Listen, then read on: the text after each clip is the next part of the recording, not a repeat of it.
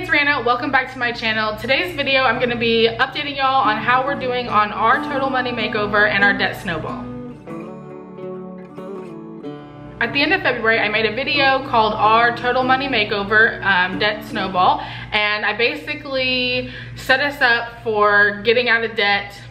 And I went over all the information as far as like income and our budget and all of our debts and everything like that. If you haven't seen the video, if you're new to my channel, there's a link up in the eye and you can go check it out. But basically, just to recap, not including our house, car, and student loans, we had $7,326.44 worth of junk debt, essentially. We have credit cards and like department store cards, stuff like that. And our goal was to do a debt snowball to get those off, basically. We want to pay off all of those within like a year and a half. That's the plan. And then we can start working on the other things like my car note, you know, that stuff. So in this video, I'm just gonna be discussing where we're at with that. How we've been doing with our snowball, any type of changes or anything like that that's happened since we sat down in February. So it's been 3 months now, because it was actually February 21st whenever the video went live, and it's May 23rd, so it's almost exactly 3 months. As of today, we have $6,326.31 worth of debt. So that means we reduced our debt by $1,000.13. I'm actually gonna pan y'all down so you can take a look at my notebook, because I wanna go over some of these numbers with y'all. Let's just take a look at the numbers. So we did pay off Lowe's in full, so that is now a zero balance. And whenever we started, I think it was almost paid off. It was $50 whenever I filmed in February. So that's been paid off, no new debt on there. The small capital one went down. $240.50 is what we paid towards it. It is now a balance of $560. The big capital one is down $112.20. I do have a little star next to it because I'm like, what's going on here? But we'll talk about it whenever we're done here. The next is rooms to go. That is down to $72.62. We've paid $400 towards it, and it's actually gonna be paid in full on the 6th of June. My capital one is down to $136.42. We actually paid $178.98 towards it. My Bank of America was paid off. Unfortunately, there were some things that came up. I'll discuss those in just a moment. We paid $265.75. But then if you add the $90 back, it was $175. My Lane Bryant balance went up to $637, so that's a gain of $124. My Torrid also went up to $716 for a gain of $34. The first one that I want to talk about is the big capital one, where the balance only went down $112. We pay $150 to the big capital one every single month, and for it to only go down $112, that's less than the payment that we're making. So I was like, what is going on? And so I took a look at the account. I logged in and looked at a few statements like since December. There have been no new charges technically from us, but there's a couple of things that are hurting us. There were some recurring charges on there that I wasn't aware were being recurred? I didn't realize were coming out of our credit card. So I did text Jonathan and tell him, I need you to remove those like now. You need to move those over to our debit card, cancel them. There's one that can be canceled and one that can be moved. And so he needs to do that like as of today. I'm gonna be on his booty because that is not okay. The other two things that are kind of hurting us with that card is it is a high balance and it's a high percentage rate. And so our interest is a little over half of our minimum payment. So right now, the way that we're doing a snowball. So we chose to do it as a snowball. I believe the other way to do it is like an avalanche, where you start with the top one and you work your way down, and that's kind of how you have to figure out what works best for you.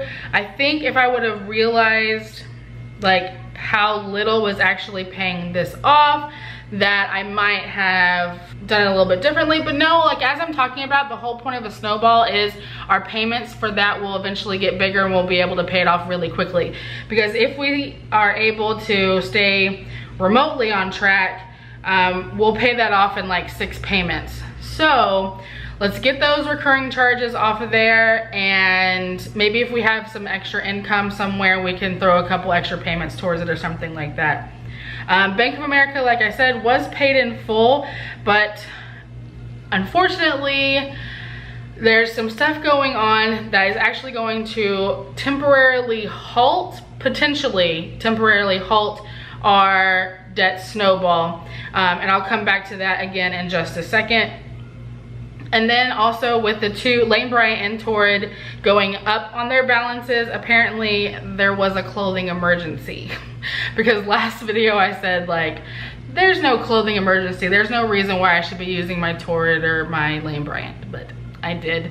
And so I just need to maybe throw a couple extra bucks in there to bring those balances back down. The Torrid one, like, it's only $35, but the Lane Bryant went up kind of significantly, so I'll try to throw a little bit more money towards that when I have some free cash, like if I get some extra subpoenas or something like that. Okay, so how are we doing overall with this process 3 months in? We have been on track with our snowball. We've paid off the Lowe's card, we paid off Bank of America, we're fixing to pay off Rooms to Go.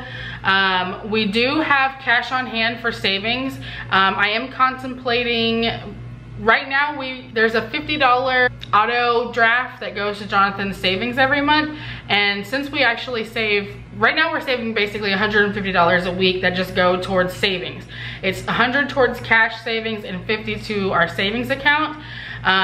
But I'm thinking I might take that 50, I might cancel that since we're saving the cash anyways, and I might apply that 50 to something else in our budget as far as like paying off our debt. Like maybe that can go to that really big Capital One, or maybe back to reducing the balances on like my Torrid or my Lane Bryant, or something like that. As far as our like miscellaneous frivolous spending, we kind of go back and forth. We'll have a really good week where we don't go out to eat, we don't do any shopping, and then the next week we might go out to eat, and we might do some shopping at Academy, or might do some online shopping. So it kind of balances itself out. We would definitely be more successful at this if we could get our spending under control. It's something that is always there. I say it every week. On Monday I'm like, okay, we need to be good this week, but I think that's just part of the process, and I think we'll get better as time goes on. It is definitely motivating to like see our debt dropping, so it kind of motivates you to continue doing good so you can see the numbers continue to go down. So there were some good positive things that happened the past 3 months. We actually were ahead of schedule up until this past month with like the medical stuff, and we actually paid towards some of Jonathan's hospital bills. I can't remember, I think it was in March. I'm assuming it was in March.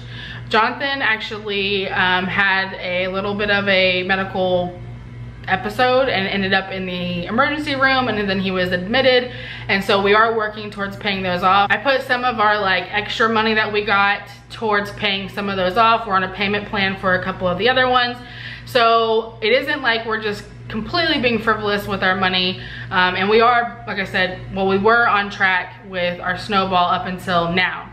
So about the medical stuff with me, all of our medical expenses we have to pay ourselves, either through a payment plan with the facility or whatever the case may be. I am actually currently in the middle of being diagnosed with something, I don't know, so I've had to pay out of pocket for the appointments and the lab work. I'm going today to have an ultrasound. I'm gonna have to pay for that, and then potentially from there, I don't know what's gonna happen.